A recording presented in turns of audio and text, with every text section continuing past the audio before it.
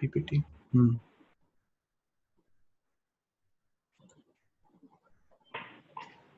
We can see your screen, so I think you just need to show your slides.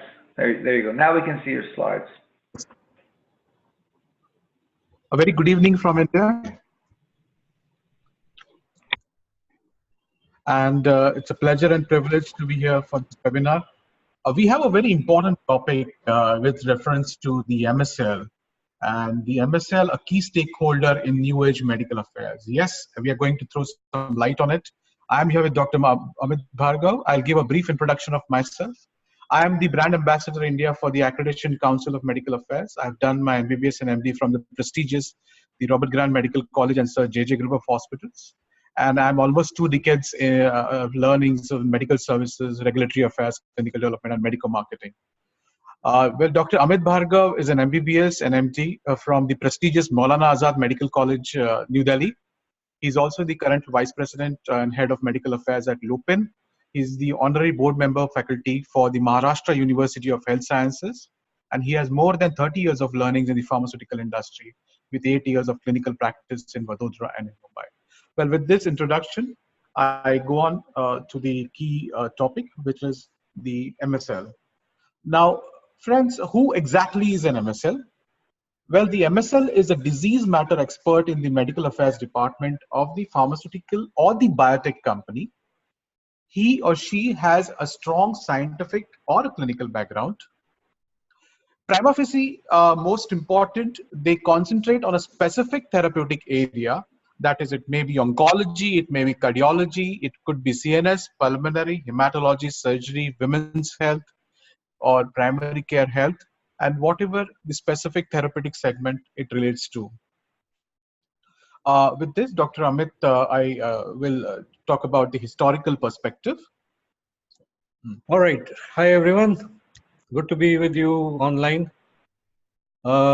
Historically, MSLs find their beginning sometime around 1987 with Upjohn Pharmaceuticals first established the concept. And the same year, number of companies adopted it, and there were different designations given to them. They're listed here: medical liaisons, managers, regional scientific managers, and so on. The first MSLs experienced sales representatives who had a strong scientific background, and they were the people who were chosen to be the MSLs. And as things evolved over the period of time, different people from different walks of life. You had met sales representatives, nursing background, doctoral degrees, and so on. And we have ultimately evolved to the current scenario where a doctorate degree has become more or less an unsaid conventional educational standard for an MSL. So that brings us to what are the essential requirements. In terms of education, like I said, a doctorate degree is important. And purely from the functional point of view, we feel that at least 2 years of experience in the pharma industry in some capacity would be desirable, though not mandatory. And for instance, in India, I mean, we have people who just complete their MBBS and MD and straight away join a job of an MSL. So, and they're doing a fairly good job too. However, with a little bit of experience, they would really be much more effective. So that brings us to the question of effective at what? So what are the roles and responsibilities that are expected of them? This is a little slide, interesting little slide that Dr. Sachin put together for me. An MSL can work throughout a product's life cycle, right from a product launch till sustenance, once the sales has plateaued off and the product is no longer actively growing. Second, they can help to ensure that the products are utilized effectively and appropriately. Effective because we want the products to have a good name as significant efficacious products, and appropriately because we do not want any side effects to happen. We don't want any adverse events to take place, because otherwise the brand or the molecule gets a bad name for no rhyme or reason. Then they can also serve as scientific pairs and resources within the medical community to interact between key opinion leaders, to interact between the key opinion leader and the company, and generally carry thoughts, opinions, perspectives from one medical forum to another. Needless to say, they over a period of time they become scientific experts and submit their inputs to the internal colleagues at the companies, which helps the company in different ways, right from strategizing to thinking about new products and all. Some things which I will talk to you in the subsequent slide.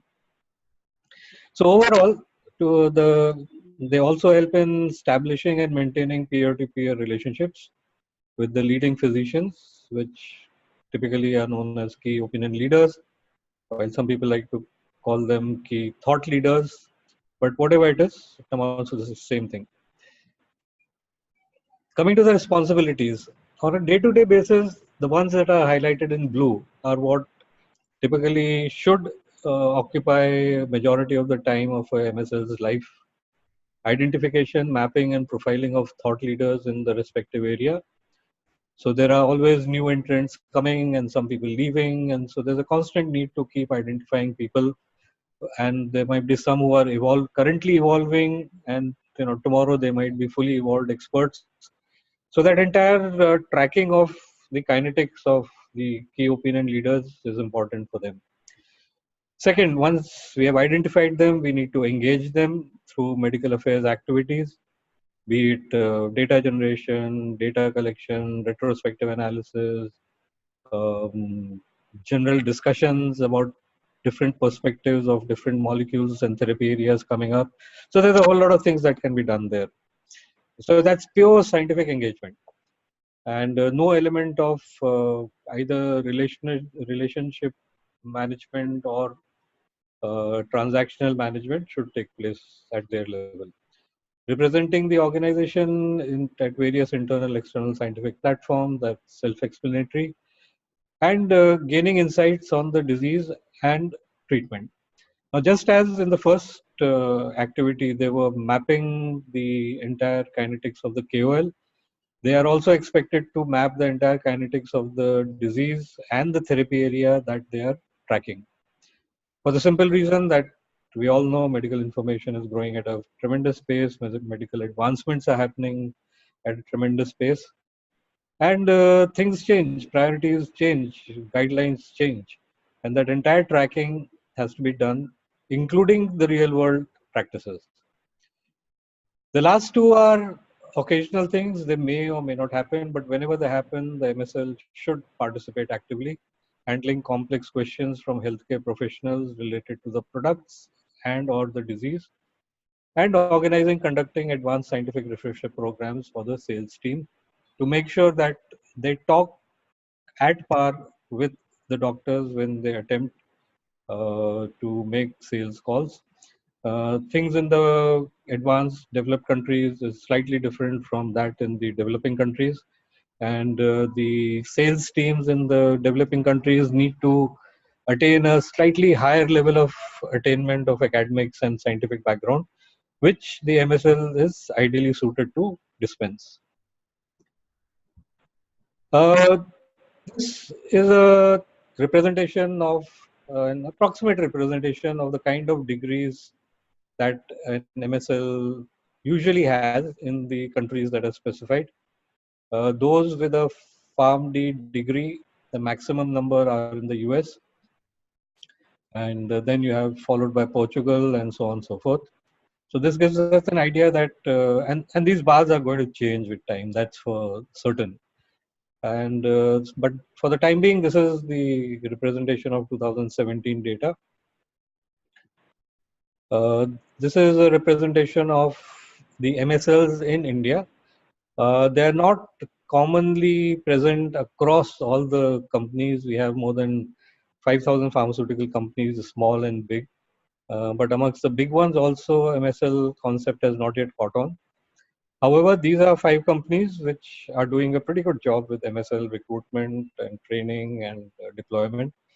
So we have Novartis, the Indian subsidiary, the AstraZeneca, Sanofi, and Abbott as the four multinationals who are operating in India, and Cipla, which is an Indian multinational, and they also have a very big, very large team of MSLs. How many are there? About 40, 50? Yes, or around 50. Yeah, they have about 50 MSLs, which is a pretty big team for an Indian company. So India is also getting into the MSL mode. Now, this is where the MSLs and the company both need to realize about one is a short-term goal, which we have already talked about. I mean, we need to have a relationship with the KOLs. We need to facilitate the sales processes. But more importantly, I mean, that's what we feel. These are some of the functions that they should also participate in. One is real-world clinical data. See, these people are ideally suited for building a relationship, which we have already talked about. They should be very good listeners. Unlike a lot of people in the sales field, in the field force, who are taught and have a compulsive need to dispense information. Here they need to constantly also listen. And by listening, they will gain a lot of information which they should have the capability to understand and ultimately collect all this data and transmit to the company. And as a result of which, these benefits can accrue. We can get new product ideas, which the R&D would be only to welcome. So identifying need gaps in the particular disease or in the therapy area, which astute clinicians will tell the MSL. Talking of clinicians, please remember that all great medical discoveries have happened because of an incidental, anecdotal observation by an astute clinician. It has not happened by clinical research. Clinical research is only a validation tool, nothing else. It is the new ideas, the new therapies, the new need gaps are only identified by these astute clinicians. MSL might be visiting 20 doctors, but only one or two of them are going to be the real astute, sharp ones. So the MSL should identify them, spend more time with them, listen to them, understand the needs, and communicate. To R&D also. I mean, of course, through the proper channel. So that will give rise to new product ideas. It will give rise to new combination therapies. Now I know that in some countries, FDCs and combination therapy is a bad word, but not so in India and a lot of other countries. They make a lot of sense. They improve compliance and benefit the patient and the pharma companies both. So those ideas can also be germinated. Newer indications can also evolve. Once again, off-label use is not a bad word. It's a step in evolution of therapeutics. And only by understanding why a doctor is using it in an off-label manner, in what kind of patients, can we come up with a hypothesis and get it validated through the normal regulatory process. It will involve trials, I agree, so be it. But that is how new indications come up. Newer drug delivery methods. This is another interesting thing which not very many people focus on, primarily because of ignorance. But I mean, just to give you a crude example, something which is available as a tablet might very well find a market if it is made into a liquid, for the simple reason that you have pediatric patients who can't swallow tablets, you have elderly patients who find it difficult to swallow big tablets, and there's a whole bunch of patients who may suffer from that disease and who have a swallowing issue, and a liquid might very well be an alternative delivery method. You have various technologies evolving which enable you to dispense a higher concentration of a drug with less amount of absorption and gradual absorption, thereby minimizing the side effects. So there's a whole lot of things happening. And if the MSL is able to identify the need gap, then the folks sitting in the company can deploy those technologies to fulfill the need gap. So the root of all this is going to be at the level of the MSL, if they are smart enough. Yeah, you wanted to make a point? Yeah, because if we go the conventional way, where we have all those preclinical data and then we go into phase 1, that takes a lot of time. And as you rightly said, collecting the real world clinical data, the opinions of astute clinicians, key opinion leaders, which have actually come out of clinical practice. And MSL is the bridge gap between the organization and the practicing physicians. Now, if you take a salesperson, he is not well equipped with those scientific information, as is the medical scientific life everywhere. I think that is where is the difference the MSL can make in terms of maybe revenue is secondary, but in terms of what you were saying is the newer product ideas and newer combination therapies. I think this is a fantastic bridge that one ever can think of. So actually, I would say they are the business development arm of the organization. So what is your take on that? Absolutely. I think sales is a function that has been going on, and that's, I mean, I won't agree with you that's secondary. I think that's primary. That's the main reason why we are there. But equally important, like sales gives you the fulfillment of the short-term targets, the immediate targets. But we need a robust pipeline which the BD, the R&D can both fulfill. And the food for thought for both these teams is to be shopped around by the MSL. Yes, absolutely. So MSL is going to go to the grocery store and get food for all of you, and you can sit and party. Okay. So actually, it reduces the revenue load on the organization. Yeah, absolutely. Which they take the conventional way for giving into a new Yeah, product launch. absolutely. I mean, one molecule developed in the conventional way will cost you, I mean, millions. Yes. And then I will be in a race to recover those millions. But if I can generate something for half that price or 1/10 the price, I will be in profit much sooner. So we should have both types of molecules, those by the conventional method as well as by this method. This, the MSL way. Yes. So the ultimate end result of all that is to increase the lifespan of a product and increase the product portfolio. The lifespan of the product. Yeah, I mean, when you launch a product, you know, you're operating from a zero base, and the sales comes, and the progress seems to happen by leaps and bounds. So you have, like, you know, 50%, 100% growth in the first few years. Then obviously the base becomes bigger while the doctors are continuously using the product. It reaches a plateau at a certain time point. Now, if we allow the product to remain at a plateau while it's generating the profit, but it's not growing. So in order to ensure the growth of the product, we need to find newer indications. We need to find different ways to penetrate a population that is not yet part of the consumer of that medicine. So, which is what, coming back to that example of elderly and people with neuropathies and all, who may have a problem with swallowing. A liquid formulation makes sense in some products. I mean, I'm not saying that's a universal thing. Similarly, we had patches. The patches had their own problems, but now the same drug can be applied by form of ointments. We have this microsomal technology that's coming up in a big way. So all those things can be generated. Also, it enables the company to expand the patent lifespan of the molecule and enjoy exclusivity.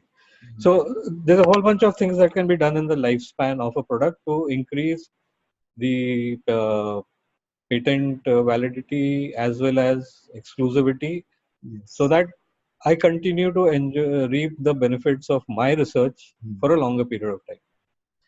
And also, if we are able to identify newer targets, therapeutic targets, then we are able to increase our own portfolio. So both these things, the seeding for all these activities is by understanding the need of the practicing clinicians, which I do not think a Salesforce person is most optimally. We can have some really smart guys who might pick up a tip here and there, but for a consistent generation of information, we need a doctor talking to a doctor, or a technical person talking to a doctor. Yes, something like that. And the salesperson has his own responsibilities and targets. Yeah, absolutely. They have their own. It becomes difficult for him to achieve his calls and the whatever target liabilities he has. Absolutely. Here, the MSL can definitely create a difference. So we have been through that. To maximize the product life cycle. We've done this. Okay.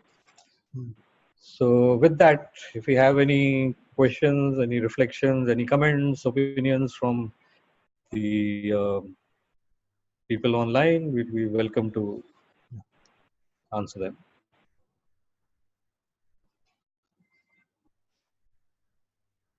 Okay, so we'll stop.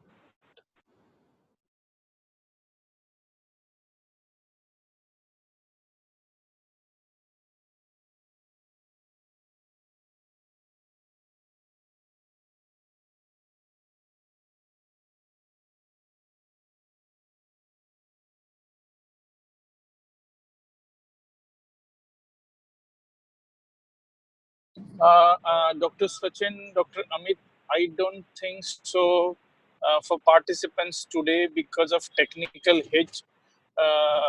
They have the option to unmute or even video. It's only available with myself, ACMA US office, and to yourself. Only 3 parties have. Okay. Rest All of right. the participants. So what I suggest, if anybody has any questions, please drop in the chat box. Meanwhile, Dr. Amit, I have a couple of questions on behalf of the audience. I will ask you and Dr. Sachin. Let me tell you, it was a right mix of medical plus, commercial aspect. Right. When we talk about MSL, I think it was a learning for me as well. And hats off to you and Dr. Sachin. In this quick slot, you had been able to squeeze and share the right kind of mix. So thank you. Maybe if we differentiate now to this lot, to both of your question, what are the basic, say if you say top 3 or top 5 skills required at the entry level for MSL, and then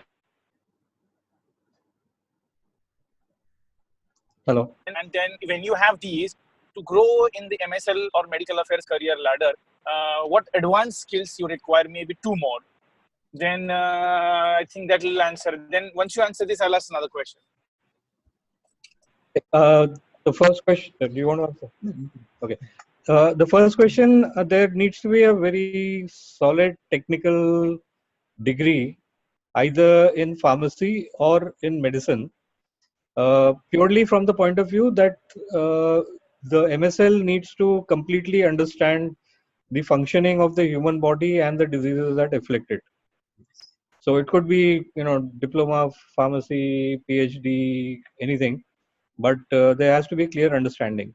Second important criteria is they have to be people friendly, they have to be good listeners, and they have to be good talkers.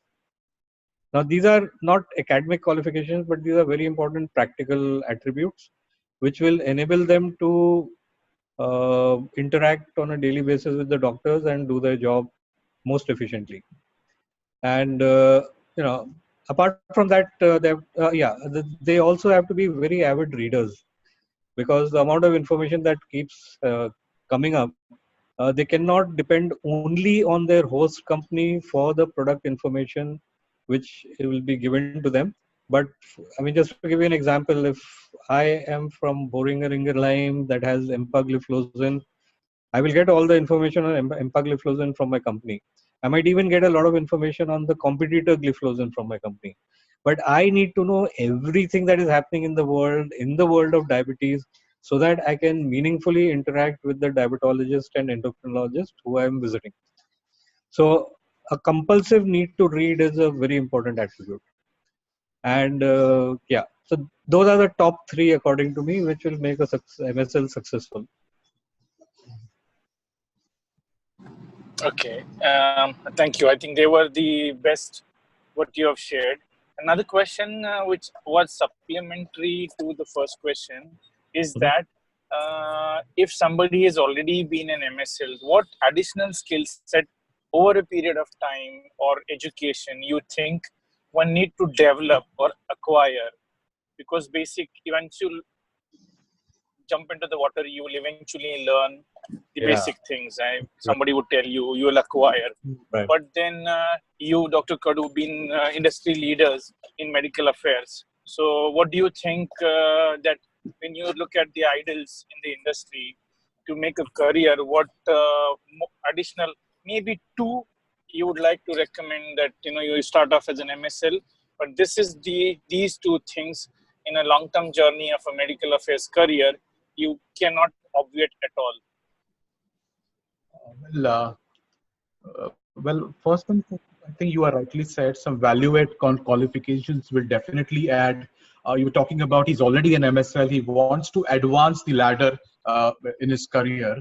I think ACMA itself offers a very well-equipped, the board-certified medical affairs specialist program. That could be a definite value add for him. That is point number one. Second thing, he can do some value additions in terms of maybe he does some research publications or whatever we were talking about throughout the publications, because he's the person who is in touch with the key opinion leader. He's the one person who is collecting all the real world data, and this very effective data can in fact be very valuable for the organization to cut short the revenue expenses that are required for a new product launch. He can bring out new ideas about combination therapies. So I guess this couple of things like his publications, his additional qualifications, like if he does the board certified medical affairs specialist program, will definitely help him, because that will all add value to his existing qualification plus validation of his existing knowledge about the product portfolio and the desirable requirements that are there to advance in the career ladder. Your take, and you want to add any other points? Yeah, just a slight different perspective, perhaps not entirely disagreeing with what you said, but medical affairs job, according to me, is more a job of skill set rather than a job of academics. And I mean, just to give you an example, frankly, in my company, I mean, wherever I've been, I've never really bothered about the kind of degree that the candidate has. I've taken BDS students, I've taken BDS graduates, I've taken MDS graduates. Both these are dental graduates. I've taken clinical specialties and not stuck to MD pharmacologies. A lot of people don't agree with me, but I still am firm in my belief that pharmacology and pharmaceutics are required if you're in R&D. But if you are in medical affairs, any medical specialty is good enough. It takes a very short time for a person to start gaining enough mastery to do justice to the job. So publications and all that, while, I mean, we all come from a medical background, hospitals, colleges, long academic learning, and publications is still something that we are obsessed with. In our CV, we want to show like 50 publications we have done in 20 years. Wow. Nobody is impressed with it, frankly. I mean, when you really get down to the grassroots, what you'll end up doing is you need to maintain good relations. You need to be an avid reader. You need to be able to analyze things quickly. You need to make presentation. I mean, when I was talking presentations, I don't mean like aesthetic presentations, but crisp, clear presentations which drive home the key points. You need to be able to customize the information for different audiences.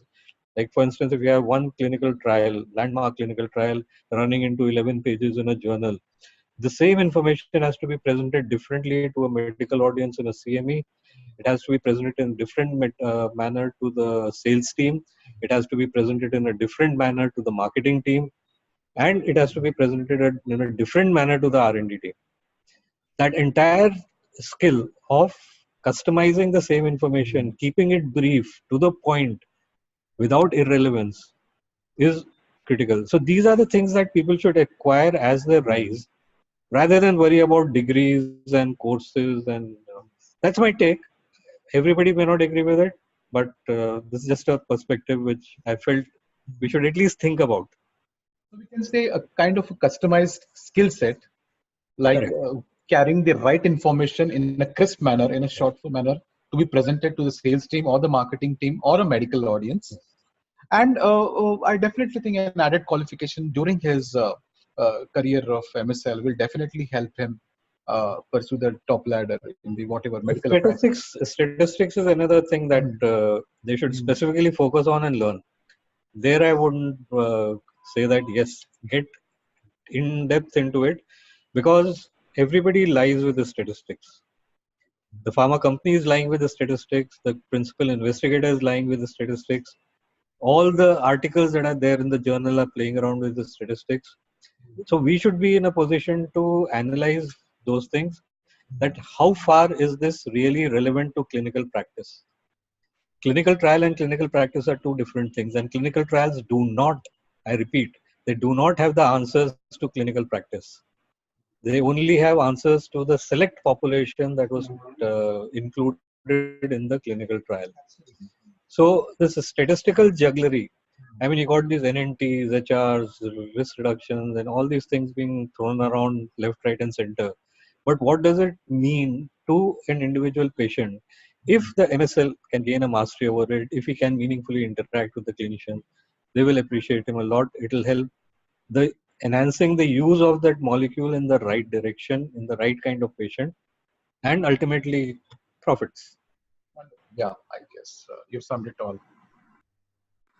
Thank you, Dr. Amit. It was detailed, and Dr. Sachin, it was, I think, the one line which I liked with you being in pharma is that clinical trials and clinical practice are on a different plate altogether. In clinical trials, we do it on a sampled population versus clinical practice happens in lakhs of people, which is actually real life. One last question, and then we'll close. One quick question as a word of caution because normally when we conduct, this is the 5th webinar we are having. I would love to have both of you again and again. It's just that, when the young population is on the call, what happens in the millennium era now? We come from 20 years back when we started slow and patience was there. But I take workshops, webinars and all. I see people are in a hurry. Now I'm an MSL. I want to be a senior MSL, want to be manager in next 3 years. Now my package has started with 25,000. My friend is getting 40,000, for 50,000. I should be getting. So it's all, they calculate not on knowledge parameters. They calculate on the parameters of designations and monetary gains. So you Absolutely. both as a senior in the field, I think for me also, I would look up to you. What advice you both would like to give? I think that would come from a horse's mouth. Right. So, I mean, what I tell the people that I recruit, and unfortunately, they're all youngsters, and because the positions are such that I can't take experienced people, but within the company, they gain experience. So, I tell them right in the beginning that, look, I mean, you've all seen your professors operating, and I mean, I talk about surgery because that's a field of skill. And the way they operate and the way the senior resident in the department operates and the way you as an intern operated, was there a difference or not? They all agree uniformly that yes, there was a significant difference, because the way you stitched up a wound and the way your professor stitched up the wound, which gave a better scar? The answer is once again obvious.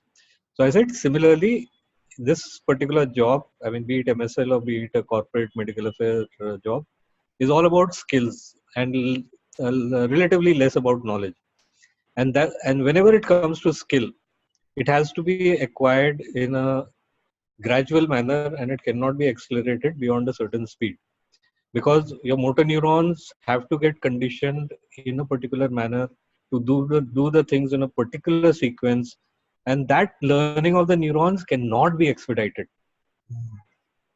And this is all about, and MSL is all about skills, be it talking, be it listening, be it gathering data, be it reading, be it analyzing.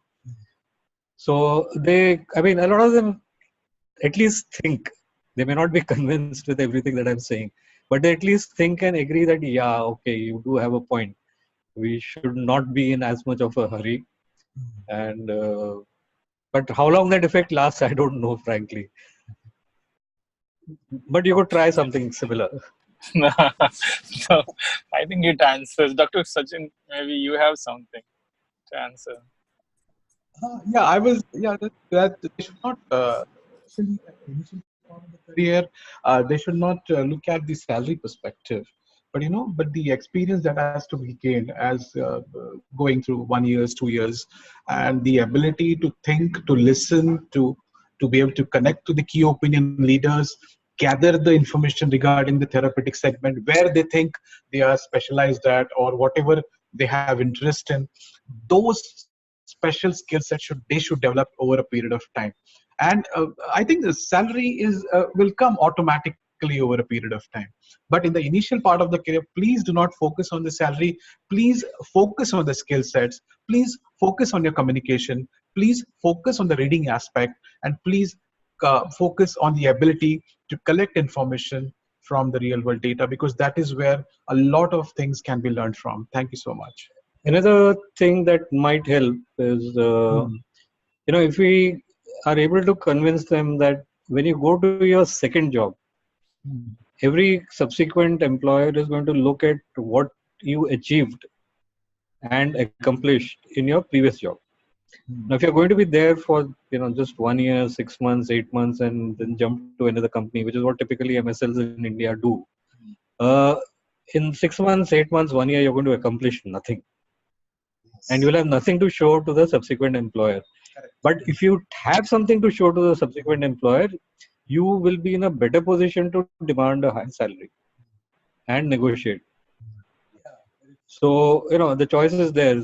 You want to make quick buck by quick jumps, which also has its plateau very fast, or you want to consistently learn something, accomplish something, and then gradually rise to the top. Absolutely.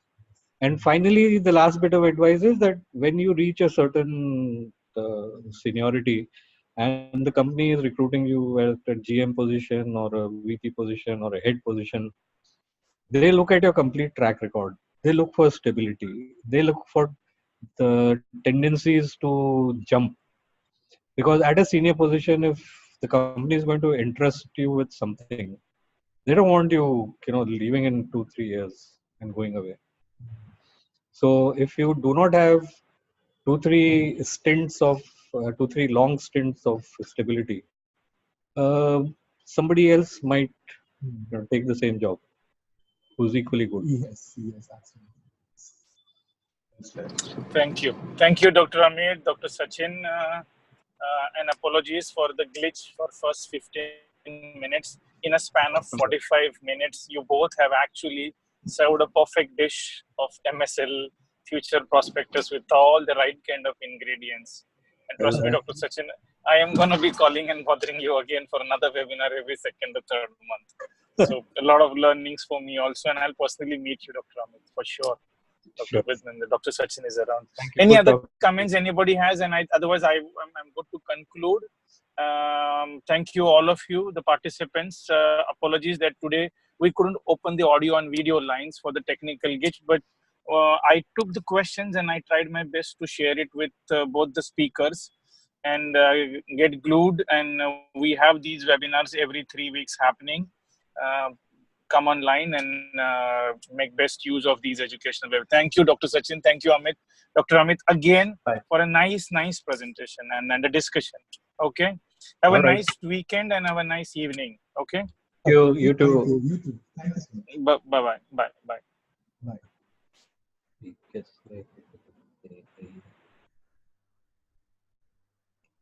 Leave me.